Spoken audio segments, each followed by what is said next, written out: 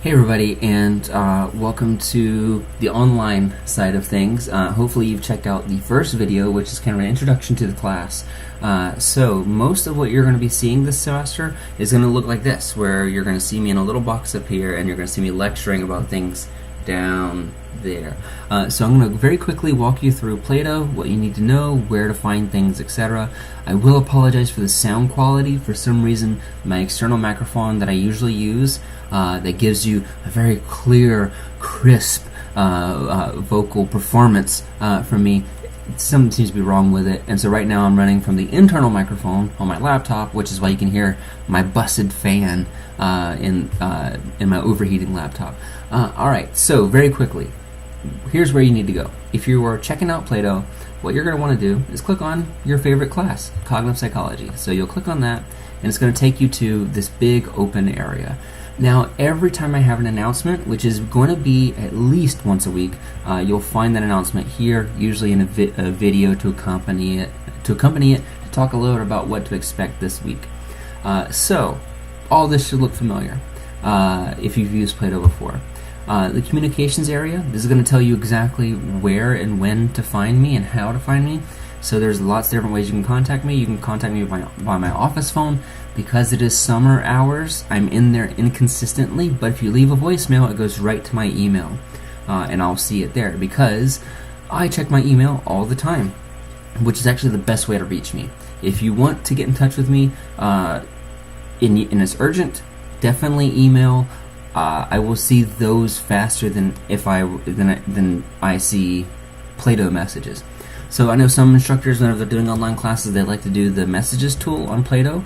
That's perfectly fine. If you want to do that too, that's cool. I just don't get those updates on my phone, and so it's harder for me to know that there is something I really need to pay attention to. Whereas with email, it shows up and I'm able to address it immediately. There's also this form called Ask Alex Anything. It's pretty standard. If you have any questions about the class that you think the rest of the student body would want to know too, then you can post it there. Most people don't end up posting here, but I'm very happy to answer your questions there too, if you have any. The course calendar. So this course calendar, you'll also find this in the back of your syllabus, walks you through exactly when the week starts. So right now is May 20th, and you'll see that we are covering 2 chapters this week. And this stuff, I'm going to have a little bit of a relaxed deadline on this material, just because I know not everybody has gotten into the groove yet, not everybody has their textbook yet, things like that. That's okay, I'm giving you a little bit of time. But you'll see starting next week, which is May 24th, 27th, that chapters 3, 4, and 5 are going to be covered that week, and those things are going to be due Sunday. So make sure to take care of that. Also, our first exam. So our first exam is in about 2 weeks. Exactly 2 weeks, actually. Alright, so let's take a look at what these assignments mean. Before we do that, I'm going to introduce you to the sidebar right here. The sidebar has every single chapter that we're going to be going over. I tried to organize it very nicely, so that way you know exactly where to find things. And so week 1, obviously, is going to cover the first 2 chapters, and you can find that right there. So if you click on syllabus, the syllabus and rubrics, this is going to have the info that you'll need for course maintenance. In other words, as the summer syllabus, definitely check that out. It explains things in more detail than I'm able to give you over video right now. There's a discussion rubric, and I will go ahead and download that and open it for us, so that way you can kind of see what's in there. And then there's a research paper rubric as well. So this rubric, the discussion rubric, basically tells you what you need to know in order to make a 100 on the discussion. Do you want to make a 100? Great, I want you to make a 100 too. So just give it a quick skim, and then that way you know how to respond to the discussions. It's pretty straightforward. The research paper rubric, very similarly, just follow those directions. You'll make a good grade, and I want you to make a good grade. You'll see these scanned chapters from the textbook here.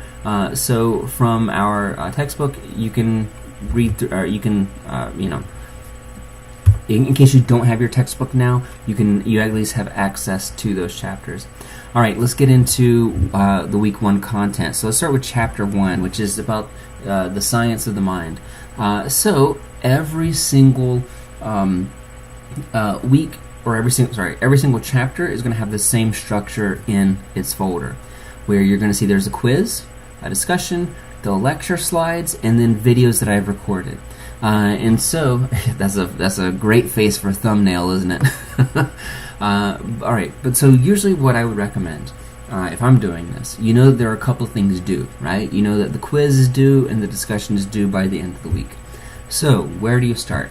I would recommend opening the book, skimming through it, reading through it, taking the chapter 1 quiz, and after you're done with that, or even before then, watching these videos. So these videos that I've made for you, watch those. A lot of it is going to cover what's going on in the book, and then you can take the quiz. But like I said, the quiz comes directly from the textbook. It doesn't come from the lecture videos. Then do the chapter 1 discussion. This week is very easy. You're just introducing yourself, basically. And that's pretty much it. So just knock out those 2 things and then move on to the next. And so chapter 2 is all about neuroscience methods. So it's all about how we measure things in the brain. And so you can find all that stuff here again. Like I said, I try to keep this stuff very organized, so that way you know exactly what to expect week to week, because I've taken online classes and I know how frustrating it can be whenever you don't know the answer to something. It's very stressful. I want to make sure everything is very clear and organized for you. If there's something that I can make more clear, let me know. If we jump into week 2, we'll see that week 2, what a surprise, the exact same, format. Okay, so one thing to be thinking about as you're taking these quizzes and these discussions is the exam. And you can find the exam is going to be down here at the bottom where it says exams. So if we click on that, you'll see 2 different things. You'll see these study guides, or these reviews posted for you. I'll go ahead and download one of those. And then you'll see the exams. A word of caution: we have 2 weeks before our first exam, and exam 1 is going to cover a lot of content. And it always works out that way, unfortunately, where the first exam is going to cover pretty much the most content in the semester, but that's just because the first 5 chapters really kind of settle nicely as a unit. They all kind of work together, where it's basically about the building blocks of cognition.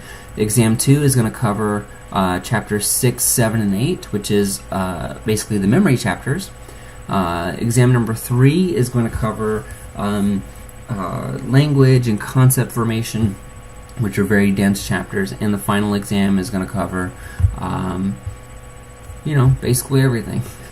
All right, but you can find those exam reviews there to give you an idea of what those study guides look like. Opening it for you here. And so you can kind of see that basically I list these as questions that I want you to be able to answer in order to do well on the exam. So it's not super long, but usually what I recommend is that you open up this document and then you directly type in here. So, for example, all right, what are the 3 critical events that led to the formation of cognitive psychology? Do you know what they are?